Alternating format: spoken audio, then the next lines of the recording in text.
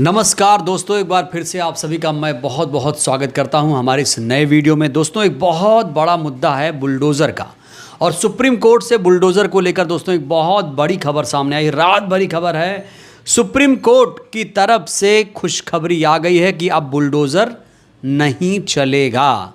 इसी मुद्दे पर बातचीत करने के लिए हमारे साथ हैं सुप्रीम कोर्ट के सीनियर एडवोकेट नरेंद्र मिश्रा जी। आइए इनसे सीधे मुद्दे को समझते हैं, आखिर सुप्रीम कोर्ट में आज क्या कुछ हुआ। सर, सुप्रीम कोर्ट ने बुलडोज़र को लेकर क्या कहा है?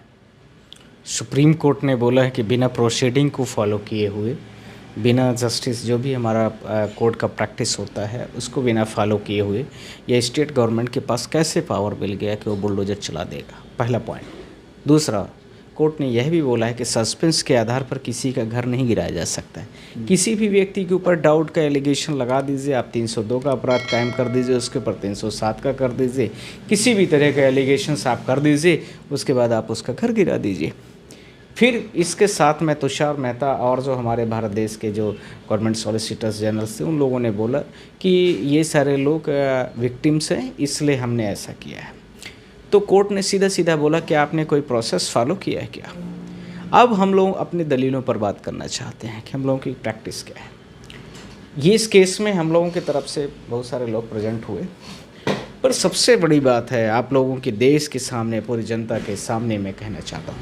पॉइंट नंबर 1 से बात करो। This is started from the Israel, again it is used against the फिलिस्तीन।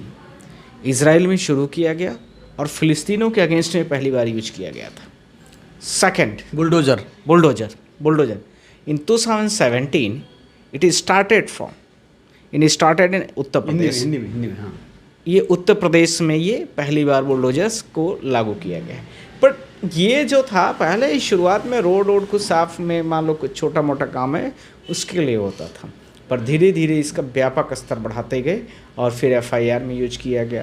पहले मुझे याद है कि एनक्रोचमेंट, अवैध निर्माणों को ध्वस्त करने के लिए इसका प्रयोग होता था। करेक्ट, वही मैं कहना है। रोड बन रही है, कुछ इंक्रोचमेंट हो गया तो उसके लिए होता था। फिर धीरे धीरे इसका व्यापक रूप लेना शुरू किया। अब व्यापक में इन्होंने गैंगस्टरों पर लगाया गया। गैंगस्टरों में सबसे पहले विकास दुबे जो ब्राह्मण था उसके ऊपर लगाया गया। फिर मुस्लिम में आपने देखा होगा अतीक अहमद जैसे बड़े बड़े लोगों का नाम आया। फिर इसके बाद थोड़ा और आगे बढ़ा। गैंगस्टर में उत्तर प्रदेश में ध्यान रखना बहुत सारी लंबी लिस्ट है, पर और किसी पर यूज़ नहीं किया गया है। So very important point two yes, court में वो बातें भी हैं।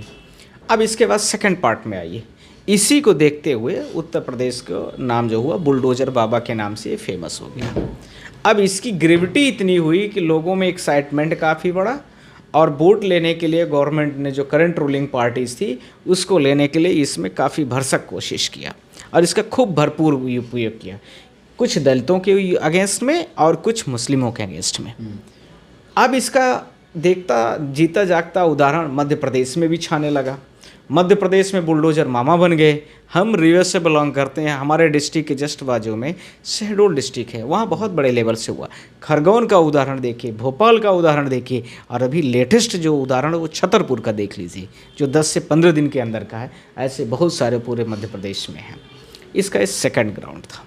थर्ड में आप चलिए, राजस्थान में भी हुआ, इसी प्रकार से आप दिल्ली में भी हुआ है। इसके साथ में आप चले जाएंगे तो और भी बहुत सारे देश के राज्यों में इसी तरीके, जहां बीजेपी शासित राज्य है वहां पर ये सारी चीज़ें की गई हैं। ये इसके सारे ग्राउंड्स थे, यानी पूरे भारत में लगभग। कोर्ट का बताइए, कोर्ट CJI साहब या क्या करेक्ट।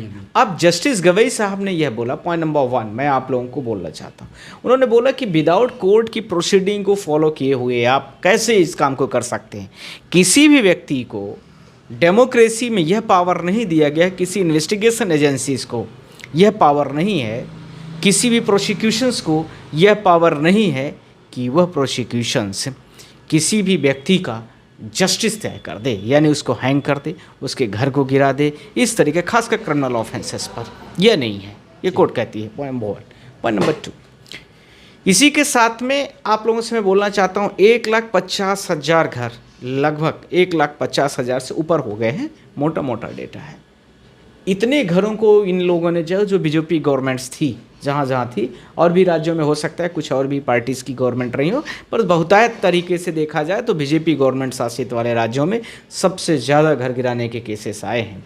और 7,38,000 लोग आज इस करंट में 7,38,000, ये मैं नहीं कह रहा हूँ, गवर्नमेंट की रिपोर्ट है, ध्यान रखना, 7,38,000 लोगों को घर से इन्होंने बाहर कर दिया इस 2 साल के दौरान। 2 साल की बात कर रहा हूँ, but it is started from 2017 since at that time is 2024 is running here, it means they are in the 4 and 3 and 7 years has been done. 7 सालों में ये कितना हुआ अभी अनलिमिटेड डेटास है, पर 2 सालों का डेटा मैं पेश कर रहा हूँ आपको, और उन 2 सालों में 7,38,000 लोगों को बेघर किया गया है। इसका कंपनसेशन कौन देगा, इसका डिफेमेशंस कौन देगा, और जिन लोगों को आरोप लगा करके उनके घर को गिराया गया है उसको कौन करेगा, यह अपने आप में बहुत बड़ा सवाल है।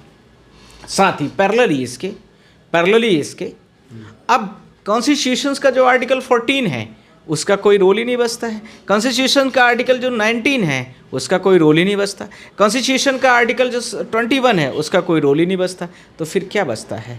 यानी सारी कोर्टें बंद कर दी जाए, कोर्ट में न तो किसी न्यायालय की ज़रूरत रह गई है, सारा इंफ्रास्ट्रक्चर बंद कर दिया जाए, और सिर्फ स्टेट ही पूरी चीज़ों को निर्णय को साबित कर। लोकतंत्र में सरकार बड़ा या कोर्ट? लोकतंत्र में हमेशा ध्यान रखने की ज़रूरत है कि जनता बड़ी होती है और कॉन्स्टिट्यूशन सबसे बड़ी चीज़ होती है, उसी के आधार पर रेगुलराइज किया जाता है। अगर सरकार बुलडोजर चला रही है तो सुप्रीम कोर्ट क्या उस पर रोक लगा सकता है? ऐसी टिप्पणी भी आ गई, आप कह रहे हैं। टिप्पणी आ गई, सुप्रीम कोर्ट रोक लगाएगी, और आप देखना कितने बड़े लेवल पर होने जा रहा है ये देश का। मैं बहुत कुछ मीडिया के सामने अभी नहीं बोलना चाहता हूँ, पर इस देश में आप देखना गिन गिन के उन लोगों पर भी गाज गिरेगी जिन लोगों ने ऐसे ऑर्डर्स को पास किया है। यह मेरे दिल की मैं आप लोगों से बोलना चाह रहा हूं कि जो लोगों को, बेजुबान लोगों को आपने बेघर कर दिया, कोई व्यक्ति यदि मान लीजिए क्राइम किया है तो आप उसको ले जाइए, अरेस्ट करिए, उसको अंदर डिटेन करिए, आप कोर्ट की प्रोसेस को फॉलो करिए। आप पहुंचते हैं, सीधा बुलडोजर लेते हैं और पहुंच जाते हैं, उसका घर गिरा देते हैं। वहाँ एक बुलडोजर बाबा बन गया, दूसरा बुलडोजर मामा बन गया, दूसरा बुलडोजर राज बन गया, पूरा देश बुलडोजर हो गया। लेकिन बुलडोजर में देखा गया है कि आरोपी अगर मुसलमान तो फिर खैर नहीं, देखा गया, ये ऑन रिकॉर्ड बोल रहा हूँ सर। मैं आपके माध्यम से बोलना चाहता हूँ कि बहुतायत में केसें मुस्लिम से जुड़ी रही हैं, और उसके साथ में पहले ही शब्द बोला हूँ, और उसके साथ में जो दलित रहा वो भी उसमें प्रभावित रहा है। और छुटपुट केसेस बहुत सारे ऐसे भी, जैसे यूपी में अकबर नगर के तोड़फोड़ की गई तो उसमें जो पूरी बस्ती गिराई गई तो उसमें कितने बुलडोजरों से, बहुत सारे जनरल कैटेगरीज के भी थे, आपने देखा होगा, पूरी 1400-1800 का केस ही हम लड़ रहे थे। ऐसे ही आप बहुत सारे देखेंगे तो बहुत सारी ऐसी चीज़ें हैं, पर बहुतायत शब्द मैंने यूज किया है कि उसमें इफ़ेक्ट होने वाला जो पार्टीज़ है वो है मुस्लिम, एक कम्युनिटी को इन्होंने टारगेट किया है। यह भी ध्यान रखने की आवश्यकता है, गैंगस्टर के नाम पर उत्तर प्रदेश में बहुत सारे बड़े बड़े गैंगस्टर हो सकते हैं, पूरे देश में बड़े बड़े गैंगस्टर हो सकते हैं, पर उनके ऊपर एलिगेशंस भी हैं बड़े बड़े, एक FIR नहीं, 30-30, 40-40, 50-50 FIR हैं, पर फिर भी कुछ नहीं हो रहा है। क्या हो रहा है आप खुद देखेंगे। पर यदि किसी के ऊपर एलिगेशंस लगा लिए गए तो उसके घर को गिरा दिया जाता है। ये आपका 5वां पॉइंट था। नेक्स्ट, इसके साथ में कोर्ट ने यह भी बोला कि जो CRPC और CPC के रूल्स हैं, उन्होंने बोला कि देखिए कन्विक्टेड हैं, मतलब एलिज्ड पर्सन है, इन्होंने क्राइम किया हुआ है, तो कोर्ट ने यह बोला कि bulldozer justice lay down the guideline on the issues. इसके लिए कुछ गाइडलाइन होनी चाहिए। ऐसा थोड़ी नहीं कि कुछ बिना गाइडलाइन के आप कहीं भी ले जाओगे, किसी का घर गिरा दोगे, कुछ भी कर दोगे। Can anybody's house the demolished only because he is an accused.